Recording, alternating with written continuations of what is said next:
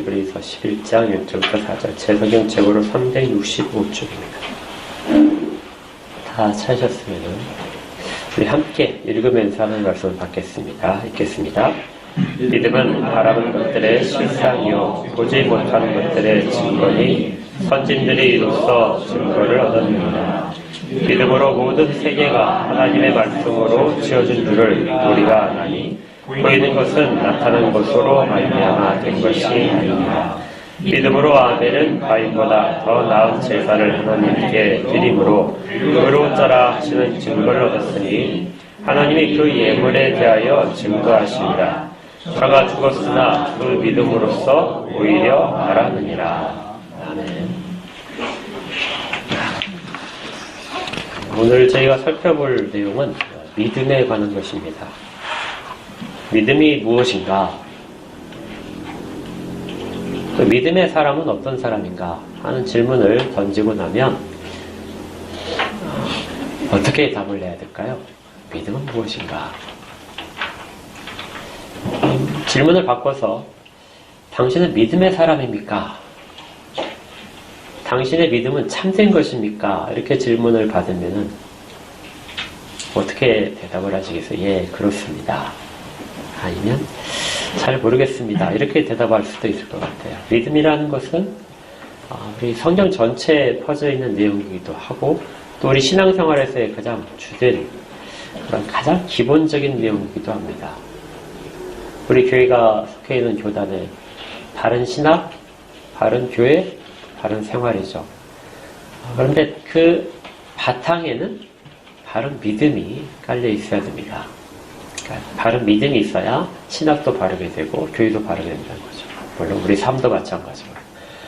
이 바른 믿음이 무엇인가? 우리가 과연 믿는 대로 생활하고 있는가 하는 부분에 있어서 오늘 히브리서 11장을 가지고 살펴볼 것입니다.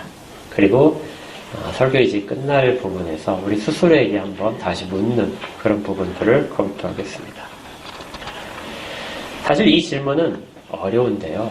어려운 이유가 당신 믿음의 사람입니까? 이렇게 질문했을 때 답을 하는 것이 제가 할 수 있는 것이 아니기 때문에 그렇죠. 나중에 하나님께서 답을 분명히 주셔야 됩니다. 너는 믿음의 사람이었다고요. 히브리서 11장에 나오는 수많은 그 인물들은 모두가 다 그런 답을 받은 사람들입니다. 우리 아까 읽었던 것 중에 2절을 한번 볼까요? 2절에 이렇게 되어 있어요. 선진들이 이로써 증거를 얻었느니라. 이 말이 조금 어려운데요. 이걸 조금 풀어서 그 뒷부분에 있는 내용들을 앞으로 가져와서 좀 설명을 하게 되면 이렇게 해석할 수 있어요. 그러한 믿음을 가졌기 때문에 선조들은 하나님으로부터 믿음의 사람이라는 승인을 받았습니다. 그러니까 하나님으로부터 선언을 받는 거죠. 하나님으로부터 증언을 받았다. 하나님으로부터 판결을 받았다. 하나님으로부터 받은 것인데 어떤 믿음을 가졌기 때문에 그 믿음을 가졌기 때문에 되었는가 하는 부분이 우리가 오늘 같이 살펴보려 합니다. 그리고 우리도 하나님께 너도 믿음의 사람이다 하고 그렇게 답을 받을 수 있기를 원하는 것입니다. 히브리서가 그 믿음에 관해서 제일 알려져 있는데요. 히브리서 1장이 그 중에서도 가장 핵심입니다. 히브리서 1장 1절은 믿음에 관해서 두 개의 문장으로 설명을 해주고 있어요. 믿음은 바라는 것들의 실상이고 보지 못하는 것들의 증거다. 그러니 두 문장 중에서도 첫 번째 문장이 더 중요합니다. 바라는 것들의 실상이다. 그러니까 바라는 것이라는 것이 무엇인가를 잘 살펴봐야 돼요. 그 다음에 실상이 무엇인가. 이 두 가지가 조금 어렵습니다. 그래서 여기에 대해서 많은 이제 해석들이 있게 되고, 굉장히 많은 우리 총회들이 나뉘어진, 교파들이 나눠진 이유에 근본적으로 여기에 있기도 합니다. 먼저 이 단어를 보시면요, 바라는 것이 나와 있는데, 이 바라는 단어는 여러분 혹시 들어보셨을 수도 있어요. 엘피조라는 단어예요. 이게 좀 신학교 가게 되면 자주 듣는 단어인데요. 어학원 같은 데 이름도 엘피조라는 이름을 가진 어학원들이 꽤 많이 있습니다. 엘피조는 기대한다 하는 뜻인데요. 소망한다 하는 뜻도 있어요. 어떤 걸 굉장히 깊이 바라고 있는 것들이 우리가 바란다 하는 것들에 담겨 있게 됩니다. 그래서 믿음은 우리가 기대하고 있는 것과 반드시 연결되어 있어요. 기대하지 않는데 믿는다, 이런 것은 없습니다. 그래서 누군가에게, 어떤 대상에게 우리가 무엇인가를 기대한다 한다는 것은 이미 관계가 맺어져 있는 걸 뜻하죠. 관계 속에서 그 관계가 내게 어떤 모습으로 나타나기를 바라는 것, 이것이 기대한다는 것입니다. 제가 지금 설교를 하지만 여러분들 설교를 들으시면서 바라는 게 있죠. 아무 기대 없이 오셨다면 저하고 아무 관계가 없는 거예요. 기대를 하고 오셔야 관계가 맺어진 것입니다. 기대하지 않는다면, 아무 관심도 없다면 관계가 없고, 이 예배 가운데서 저와 그렇게 생각하시는 분은 별개로 움직이는 것이겠죠. 기대는 반드시 관계를 동반해야 됩니다. 그래서 믿음은 아주 기대하는 거예요. 어떤 것들이 꼭 있어야 될 것을, 어떤 것들이 꼭 이루어져야 될 것을 기대하는 것을 바탕으로 해서 믿음을 이야기해야 됩니다. 두 번째 단어가 실상이라고 되어 있는 단어인데요. 이 단어가 아주 어렵습니다. 이 단어는 히포스타시스라는 단어예요. 그냥 흘려 들으셔도 됩니다. 히포스타시스라는 이 단어는 우리 성경처럼 실상이다 이렇게 번역될 수도 있고요. 본체다 이렇게 번역될 수도 있어요. 그리고 확신이다 이렇게도 번역될 수 있습니다. 앞에 있는 그 엘피주라는 단어는 뭐 소망한다, 기대한다, 어차피 해봤자 그게 그건데요. 그런데 이 히포스타시스라는 이 실상이라고 번역된 단어는 번역의 뜻의 범위가 넓어서 이렇게 해석할 수도 있고 저렇게 할 수도 있어요. 아주 큰 차이가 있습니다. 일단 확신이라고 해석할 수 있는 부분이 있어요. 분명히 확신이라는 의미를 갖습니다. 일부 성경 번역본 중에서는 특히 이제 표준 새번역 같은 경우에는 확신이라고 번역을 해놨어요. 그러면 이제 연결을 하게 되면 어떤 문장이 되냐면요. 믿음이라는 것은 우리가 간절히 바라는 것이 있는데 그것을 내가 확신하는 것이다.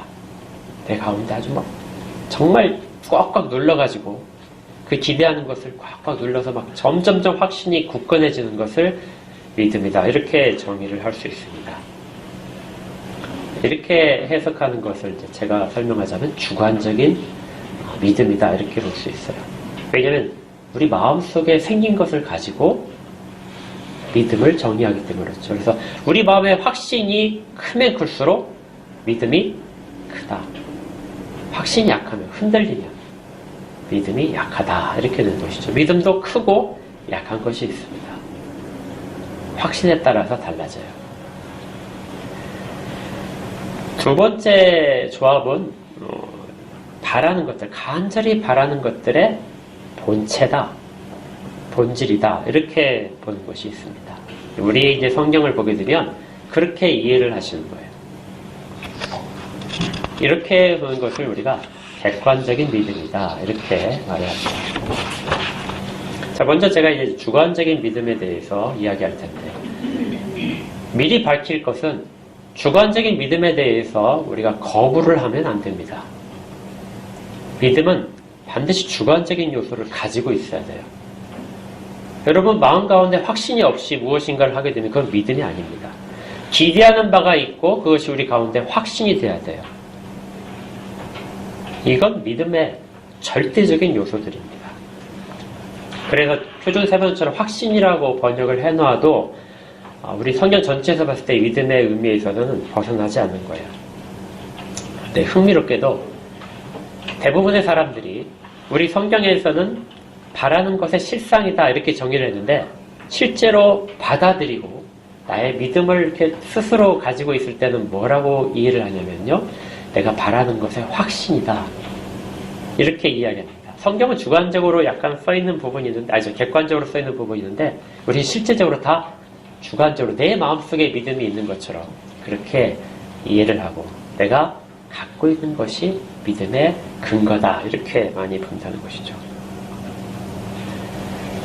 실제로 이 믿음에 대한 확신은 우리 가운데서 우리 내면에 있는 것이 맞습니다. 여러분들이 간절히 원하시는 것을, 우리가 원하는 것들을 실현시키고자 하는 그런 확신이, 그리고 그걸 반드시 될 것이라는 확신이 우리 가운데 있는데요. 그래서 우리 믿음을 대부분이 다 세속적인 우리의 바램이나 욕망과 연결시킬 수밖에 없습니다. 여러분들 자녀 잘 되기 바라시죠?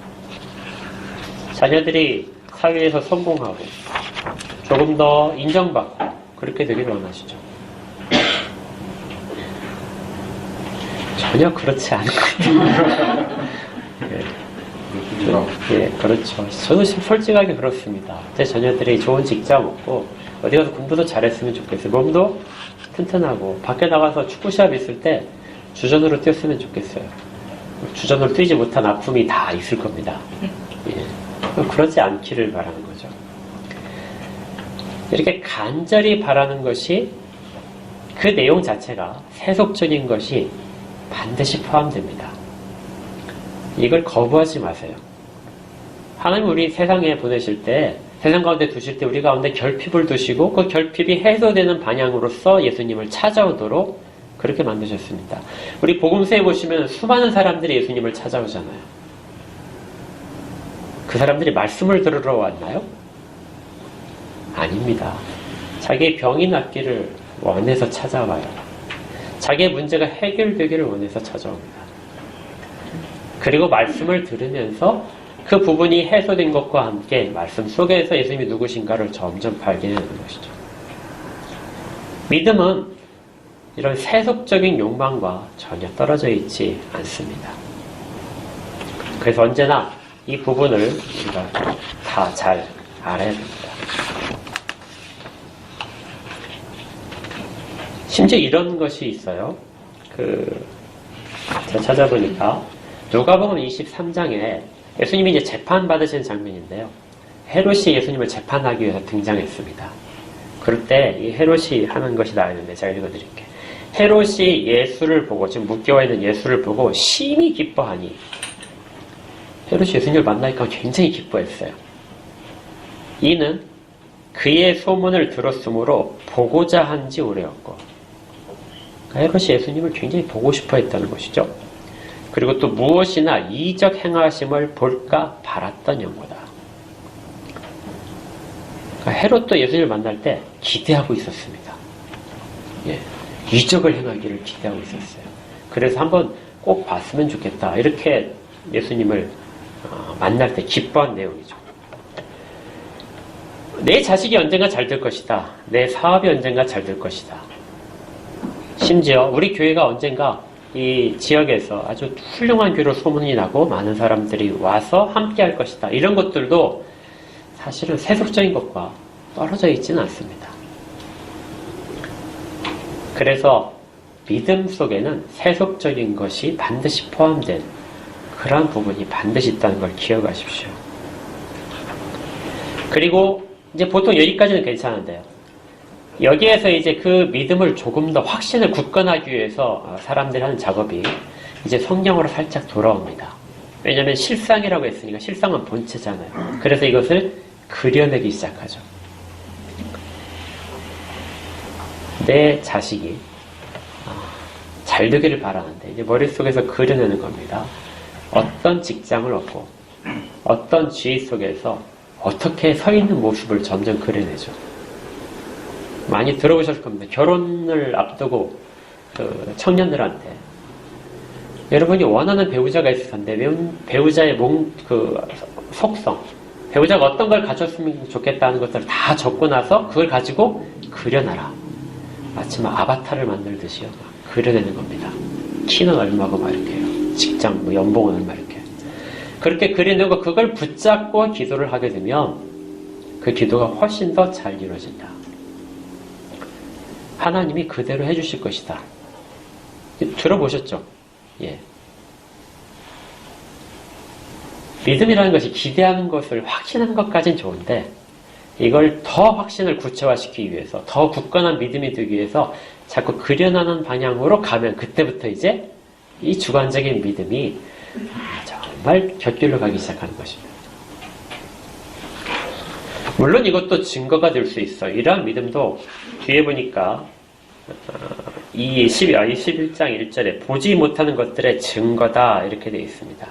증거란 말은 드러났다는 것이죠. 객관적으로 이것이 입증이 됐다는 뜻입니다. 그러니까 간증할 때 내가 내 배우자를 일으켜놓고 기도했더니 실제 그 배우자를 만났다. 이것이 증거됐다는 거예요. 그러니까 이 구절은 1절은 그런 식으로도 사용이 될 수 있습니다. 하지만 생각을 해보십시오. 내가 그려진 것을, 내가 그려놓은 것을 하나님이 그대로 들으시고 이루어지는 것이 과연 믿음일까요? 자기 확신을 계속해서 만들어내고 그걸 구체화하게 되면 내 믿음이 좋은 것일까요? 그게 이루어질 확률이 높아지는 것입니까? 주관적인 믿음은 반드시 필요한데 우리의 부패성 때문에 주관적인 믿음이 미신적인 믿음으로 점점 변해갑니다. 그리고 하나님이 내 일을 위해서 내가 원하는 것을 들어주시는 도구적인 부분으로 바뀌는 문제가 있죠. 그렇다면 이것은 1절에 대한 이해를 잘 못하고 있는 겁니다. 1절을 다시 보게 되면 두 번째 해석이 있다고 그랬죠. 믿음은 바라는 것들의 실상이다. 실상이란 말은 본체란 뜻이에요. 본체는 내 마음에 있는 것이 아니고요. 객관적으로 다른 곳에 있습니다. 그러니까 믿음은 다른 곳에 있는 것을 내가 지금 받아들여서 이해하고 있는 거예요. 그걸 기대하는 겁니다. 아까 그 본체라는 것이, 그 실상이라는 것이 히포스타시스라고 그랬잖아요. 이것이 히브리서에서는 이렇게 사용됐습니다. 히브리서 1장 3절에 이는 하나님의 영광의 광채시요 그 본체의 형상이시다. 여기에 본체라는 말이 없네요. 이게 히포스타시스예요. 여기 이는 이 말은 예수님을 말합니다. 예수님은 하나님의 영광의 광채시며 그 본체란 뜻이에요. 그러니까 하나님이 계시는데 하나님의 본체와 동일하신 분이 지금 예수님이시다. 그래서 하나님의 본체가 이고 그 다음에 형상이란 말은 똑같은 걸 말합니다.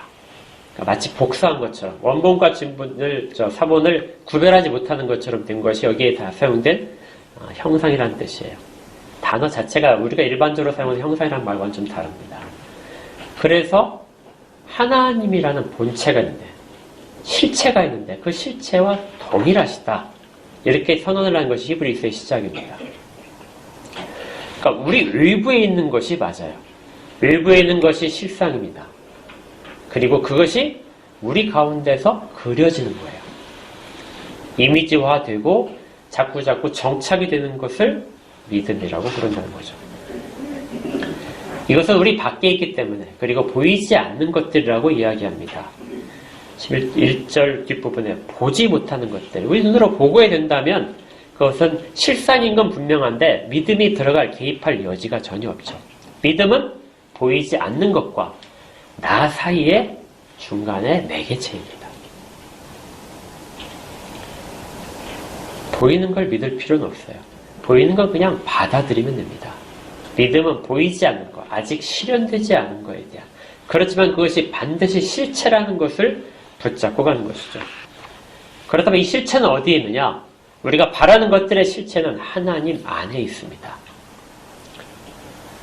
하나님이 우리를 향해서 가지고 계신 뜻, 하나님의 계획들, 그러한 것들은 하나님의 생각으로 그치는 것이 아니고 하나님의 생각은 바로 실체죠. 반드시 이루어지기 때문에.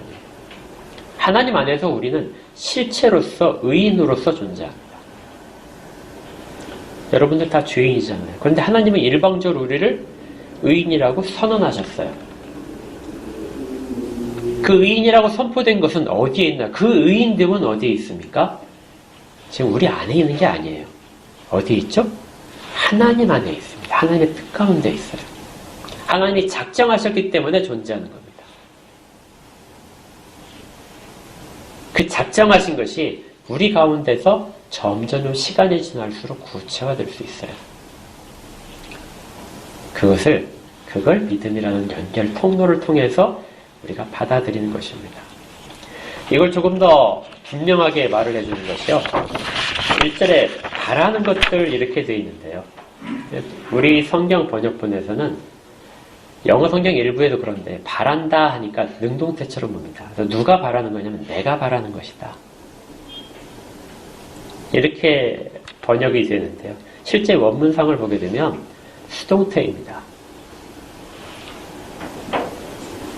그러니까 내가 바라는 것이 아니고 어떻게 된다는 거예요? 바라게 된 것입니다. 그러니까 내가 기대하는 것은 내 속에서 만들어낸 것이 아니라 내 욕망이 만들어낸 것이 아니라 밖에서 이걸 기대하도록 주어진 거예요. 이걸 기대해 하고 주어졌기 때문에 내가 바라게 된 거라는 뜻이죠. 그래서 영어 성경에도 많은 번역본들은 이 수동태로 번역을 합니다. 우리가 바라는 것들의 실체는 외부에 있고 그것을 내가 바랄 수 있도록 우리 가운데에서 비춰진 것이에요. 그래서 믿음은 근원이 우리 내부에 있지 않고 밖에 있는 외부에 있습니다. 하나님의 뜻에 있고 하나님의 작전 가운데 있어요. 그것이 바로 실상이고 그 실상을 나로 하여금 알게 하시고 그것을 꿈꾸게 하시고 그것이 실현될 것을 우리 마음속에서 계속 소망하게 되는 것이 믿음의 정체라는 것입니다. 그리고 시간이 지나서 언젠가는 그것이 드러나게 되는 것을 우리가 증거라고 이야기합니다. 그러니까 믿음은 그런 식으로 우리 가운데서 있어요. 우리의 확신이 근거가 아니고 약속이 근거입니다. 그렇다고 해서 객관성으로만 있는 것은 전혀 아니죠. 다시 주관성으로 옵니다. 우리 가운데서 소망이 점점 커져야 돼요. 하나님의 약속이 있다고 해서 우리가 아무것도 바라지 않는가? 아닙니다. 우리 마음속에 소원하는 바를 두시고 그것을 우리가 계속해서 구하게 만드셨어요. 이것이 하나님의 법칙입니다. 마음에 소원을 두고 간구하게 하신다.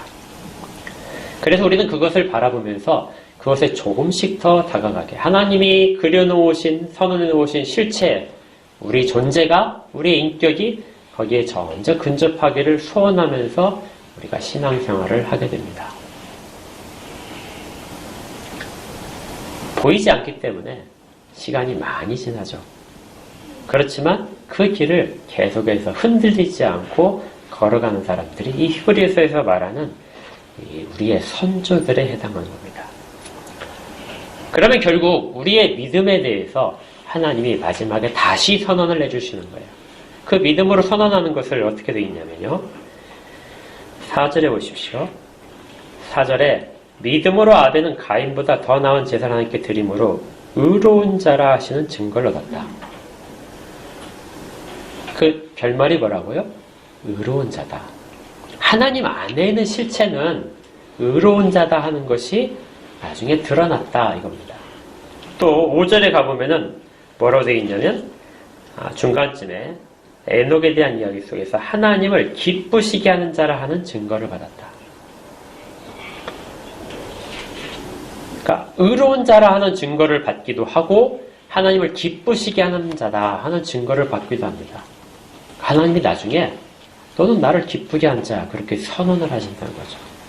믿음은 그렇게 나중에 마지막에 가서 선언되는 성격이 반드시 있습니다. 꼭 기억하십시오. 믿음은 어디에 근거를 둬야 돼요? 객관적인 거, 하나님 뜻 안에 있는 거, 하나님이 선언하신 거, 하나님이 약속하신 것에 근거를 두고 그것이 우리 가운데 비춰짐으로써 우리가 비로소 하나님이 말씀하신 것이 이루어질 것을 기대하게 만들고 조금씩 더 가까이 다가가는 것들의 행위로 나타나게 되고 그것을 비록 지금은 보이지 않더라도 우리의 현실은 그렇지 않더라도 계속 붙잡고 인내로써 가는 것. 이것이 히브리서에서 말하고 싶은 믿음의 정체입니다.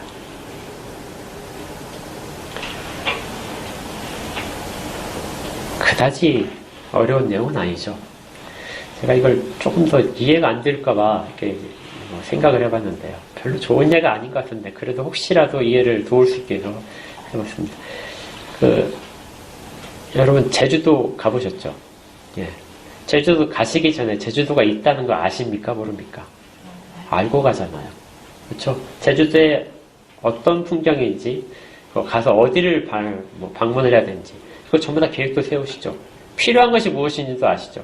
원래 제가 이제 지집사님 부모 이렇게 프랑스 여행 가지고 하려다가 혹시 실수할까봐 그냥 제주도를 바꿨어요. 우리는 어디 여행인 갈 때 전부 다 준비합니다. 다 아주 자세히 조사합니다. 그리고 우리를 초빙한 사람이 있다면은 그 사람이 우리를 위해서 예약해준 모든 것들, 아니면 여행사전 이런 것들에서 전부 다 믿고 갑니다. 이게 성경에서 말하는 믿음이라는 거예요. 그래서 믿음이 별로 어렵지 않은 것 같아요. 왜? 하나님이 다 하셨기 때문에. 하나님의 능력이 부족하십니까? 그렇지 않잖아요. 하나님 전능하시잖아요. 하나님이 선언하시고 그걸 이루시겠다는데, 그럼 우린 그냥 초청받았으니까 그냥 가면 되잖아요. 비행기에 타기만 하면 되잖아요. 그러면 가질 거 아닙니까? 실제 믿음은 이런 거예요. 근데 대부분의 사람들은 어떻게 하냐면,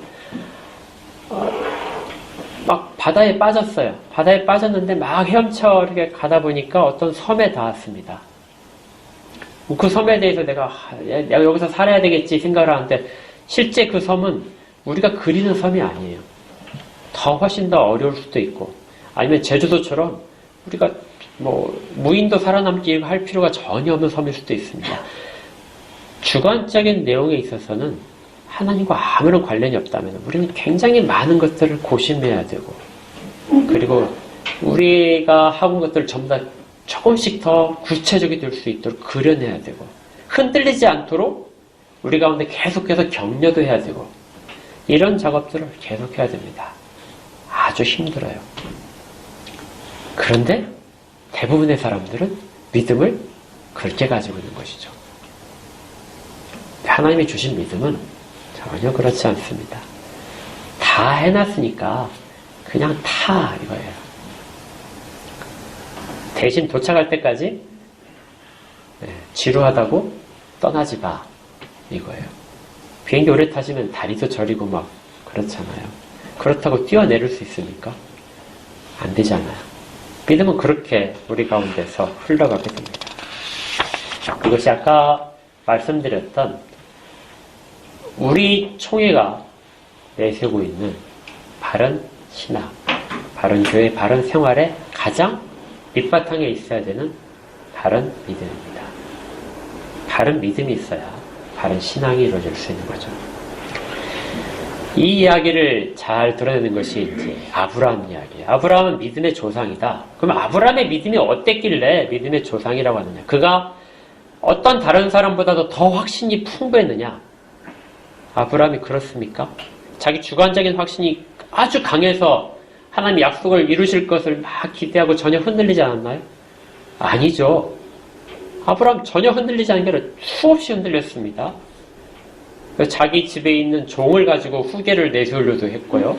또 하나님이 허락하시지 않은 방법으로 후사를 얻어서 다 물려주려고도 했습니다. 주관적인 확신으로서는 아브라함이 믿음의 조상이 전혀 될 수 없어요. 그런데 로마서에서 이렇게 이야기를 합니다. 로마서 4장에 보게 되면 18절부터 제가 읽어드릴게요. 아브라함이 바랄 수 없는 중에 바라고 믿었으니 이는 내 후손이 이 같으리라 하신 말씀대로 많은 민족의 조상이 되게 하심이라. 하나님이 먼저 뭐라고 하셨어요? 내 후손이 이와 같이 많을 것이다. 지금 현재 나는 나이가 들어서 자식을 낳을 수 없는 형편처럼 보이는데 하나님께서는 네 후손이 아주 많아질 것이다. 많은 민족이 너로부터 나올 것이다. 그리고 이것을 그대로 받아들였다는 겁니다. 아브라함의 믿음은 자기에게 있는 것이 아니라 밖에 있는 그 약속을 붙잡았다는 것이죠.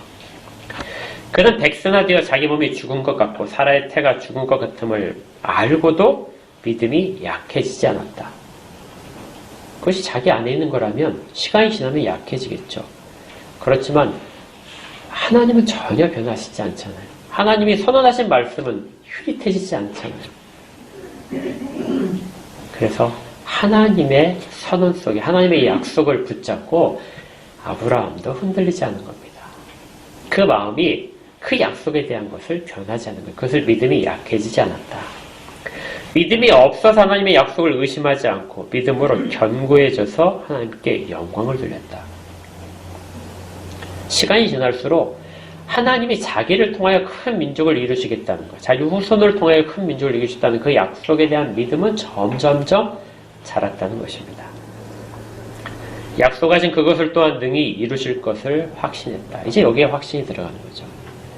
하나님이 약속하셨기 때문에 반드시 이루실 것이고 그것을 나는 주관적으로 확신을 하는 것입니다. 그리고 마지막에 뭐라고 되어 있냐면요. 그러므로 그것이 그에게 의로 여겨졌다. 어떤 특별한 행위를 한 것이 아니고 믿음으로써 하나님의 약속이 이루어질 것을 붙잡음으로써 그리고 그걸 끝까지 인내하는 그것을 뭐라고 그래요? 의로움이다. 이렇게 말씀하신 겁니다. 근데 재밌게도 이 히브리서에서는 아브라함이 이런 믿음을 이렇게 가졌다 이렇게 하지 않고 사라가 가졌다 이렇게 얘기해요. 이 부분에 이제 읽어보진 않겠지만 사라가 이렇게 됩니다. 그러니까 믿음으로 사라가 한 것을 보니까 부부가 동일한 믿음의 가정인 것이죠. 남편만 믿음이 아니고요. 아내도 동일하게 가졌다. 그리고 그걸 끝까지 하나님의 약속이 이루어질 것을 붙잡았다. 이분들은 지금까지 우리가 얘기했던 히브리서에서 말하는 믿음을 그대로 다 보여줍니다. 객관적인 근거를 가지고 그것을 내 가운데 받아들이고 내 속에서 전혀 변하지 않는 것으로 붙잡게 되고 나중에 꼭 결말을 보게 되는, 그래서 하나님이 그를 의인이라고 말하는 증거를 얻게 되는 이런 것까지 간 믿음이죠. 결국 믿음은 객관성에서 시작하고 주관성으로 우리 가운데 확고하게 자리 잡고 마지막으로 하나님이 다시 다 객관적으로 증거하시는 것으로 결말이 나게 됩니다. 이 과정 속에서 우리가 있는지를 점검을 하셔야죠. 왜냐하면 믿음은 결론적으로는 그렇지만 과정적으로는 보이지 않는 것들을 붙잡고 가는 것이기 때문에 그래요. 그래서 우리 가운데서 스스로를 점검해야 됩니다. 내 믿음이 과연 옳은가 옳지 않은가, 내가 지금 참다운 믿음의 사람으로 살아가는가, 이걸 확인하는 방법이 있습니다. 몇 가지를 제시해 드릴게요. 첫 번째는 객관적인 실체에 의해서 우리 가운데 주관적인 확신이 생겼는지를 점검을 해야 돼요. 내가 그냥 마음대로 지어낸 것인가, 그렇지 않고 하나님께서 선언하신 것인가를 확인을 해야 됩니다. 그럼 어떻게 확인하죠? 성경에 우리 가운데 들려져 있는 것인가 하는 것을 확인하면 됩니다. 그래서 온전한 믿음은 하나님의 뜻을 반드시 찾아가게 돼요. 하나님의 뜻에 비추어서 내가 과연 지금 하고 있는, 내가 가지고 있는 믿음이 진실되고 바른 것인가를 봐야 됩니다. 그렇다면 온전한 하나님 뜻에 내가 지금 현재 빗나가고 있다면 그 부분을 바로잡을 필요가 있는 거죠. 점검을 해야 됩니다. 3절에 보니까 점검하는 것 중에 한 요소가 있어요. 믿음으로 모든 세계가 하나님의 말씀으로 지어진 줄을 우리가 안다. 점검하는 것 중에 아주 구체적인 예를 들어서 세상을 하나님이 창조하셨다. 이거 믿느냐? 자, 이것도 믿음의 점검 체크리스트에 있다는 거죠. 하나님이 창조하신 거 우리가 본 적 없잖아요. 아무도 과학적으로 잘 증명하지 못하잖아요. 그런데 말씀에 써 있어요. 그래서 어떻게 합니까? 그걸 붙잡는 거예요. 그것이 객관성에 하나님의 말씀에 근거를 둔 신앙입니다. 두 번째는 이 과정이 하나님이 내게 선언하신 부분이 내게 정말 해로운 것은 하나도 없는 거죠. 우리에게 더 좋은 것들입니다. 현재 나의 모습보다도 더 좋은 것이고 나의 현실보다도 훨씬 더 좋은 것입니다. 그래서 그것을 기쁘게 받아들이게 됩니다. 하나님의 약속이 부담이 되는 것이 아니라 기쁨으로 받아들여서 그걸 우리 마음 가운데 기쁨으로 소망하게 돼요. 이걸 다른 말로 사랑이라고 합니다. 하나님의 사랑이 깨달아지는 거죠. 나보다 더 좋은 곳으로 예비하시고 선언하시고 내게 적용시켜주는 분이기 때문에 우리는 이 부분을 붙잡고 기쁜 마음으로 믿음을 가지게 됩니다. 그러니까 믿음에 대해서 내가 기쁨이 있는가, 하나님의 약속에 대해서 기쁨이 있는가를 점검하시면 돼요. 전혀 관계없는 것처럼 무덤덤하시면 절대 안 됩니다. 이 과정을 이루어가는 것을 성화라고 얘기하죠. 성화는 우리 가운데서 어떤 강제적으로 이루어지는 것이 아니라 자발적으로 이루어집니다. 그리고 반드시 열매로 자라죠. 우리 지난번에 그 씨 뿌리는 비유, 내 밭의 비유에서 씨를 뿌리게 되면 그거 어떻게 돼요? 반드시 싹이 자라고 열매를 맺잖아요. 내가 가운데서 하나님에 대한 믿음이 있다. 믿음 있는 밭이 좋은 밭인데 그러면 열매가 반드시 나타나야 됩니다. 이것을 사랑으로 역사하는 믿음이다. 갈라디아서에서 바울 사도가 그렇게 우리에게 들려줍니다. 하나님의 사랑에 의해서 우리가 어떤 행위들을 하는 것, 반드시 행위로 나타나게 되어 있어요. 믿음은 행위 없는 믿음이다. 죽은 믿음입니다. 결론적으로 얘기하면 우리는 모두가 다 하나님의 약속을 받았습니다. 그리고 믿음이 우리 가운데 이미 싹이 텄어요. 대신 우리가 할 것은 점검하는 것입니다. 성경에 계속해서 매일매일 비춰봐야 돼요. 말씀의 거울에 우리를 비추고 우리가 과연 내 믿음이, 내가 확신하는 것들이 성경에서 말씀하신 것인가. 그리고 나는 지금 그것을 기쁜 마음으로 하고 있는가. 당장 내 욕심대로 이루어지지 않더라도 하나님이 더 좋은 것으로 약속하신 것들을 이루실 것을 믿고 기쁜 마음으로 가고 있는가. 그리고 반드시 내 삶 속에서 내 모든 것들을 동원해서 그것을 이루어야겠다는 열심도 나타나야 됩니다. 이런 믿음이 바로 구원에 이르는 믿음입니다. 하나님 우리 가운데 두신 믿음이고요. 하나님이 우리를 통해서 보고 싶어하는 믿음입니다. 처음에 시작할 때 믿음이 무엇입니까? 하고 제가 질문을 드렸고 그다음에 나는 현재 정말 믿는 자인가, 바르게 믿는 자인가 하는 점검하는 것들에 대해서 질문을 드렸습니다. 이제 어느 정도 대답이 됐을 듯 싶고요. 결론을 영화 한 편 속에서 맺을까 합니다. 국제시장이라는 영화 있었어요. 다 보셨습니까? 예, 안 보신 분들은 꼭 한번 보세요. 이 영화에 이제 좀 굉장히 많은 내용이 있는데 저는 이 내용 중에서 그 영화의 제일 첫 부분하고 마지막 부분이 연결되는 것에 되게 좀 놀랐습니다. 그래서 고개를 끄덕거리시는 분이 계신 겁니다. 앞부분에 시작하면서 이제 그 흥남 철수를 하는 장면이 나오잖아요. 그때 이제 그 여동생이 이제 그 배 타기에서 가다가 이렇게 떨어진 장면이 나오죠. 그리고 아버지가 여동생을 이제 데려오기 위해서 떨어졌는데 돌아오지 못하게 됩니다. 근데 아마 그 장면이가 그 바로 전 장면에 혹시라도 헤어지게 된다면 이 주인공 이름이 뭐였죠? 덕수인가요? 네, 덕수. 덕수한테 아버지가 당부한 게 있었어요. 뭐라고 하냐면은 내가 없다면 네가 장남이다. 그리고 네가 앞으로 만약에 가장이 되면은 가족들을 잘 지켜라. 이렇게 얘기를 했어요. 근데 덕수한테는 이 말이 자기의 평생을 그렇게 붙잡는 말입니다. 그래서 아주 고생을 하면서도 가족들이 원하는 거라면 자기가 다 희생을 하면서 하잖아요. 그 모든 일들이 이제 역사 속에 일어난 사건들과 맞물려서 되는데요. 마지막 결말에 이렇게 됩니다. 이제 명절인데 헤어졌던 가족들이 다 했어요. 그리고 잃어버렸던 여동생도 이제 찾아서 같이 합니다. 아버지만 이제 오지 못한 거죠. 그 대가족이 거실에서 이제 명절을 지내다가 이제 막 모퉁이를 받고 이 주인공이 이제 옆방으로 왔습니다. 그래서 자기 아버지 사진을 보면서 이렇게 얘기해요. 이만하면 다 잘 살았지요. 아버지가 당부했던 대로 내가 정말 그거 잘 살았습니다. 그대로 살았어요. 그리고 가족을 잘 지켰습니다. 하는 거죠. 근데 그 뒷부분이 또 이래요. 그런데 나는 정말 힘들었습니다. 정말 힘들게 살았다는 거죠. 그렇지만 아버지의 약속을 내가 그 아버지가 당부한 그걸 갖고 내가 정말 열심히 살았습니다. 이렇게 얘기해요. 제가 여기에서 기독교적 메시지를 읽은 것은 이제 저만의 생각은 아닐 겁니다. 하나님께서 선언하신 것이 있어요. 그리고 하나님이 너는 이런 사람이야 하고 미리 정해놓으셨습니다. 그리고 우리에게 들려주셨어요.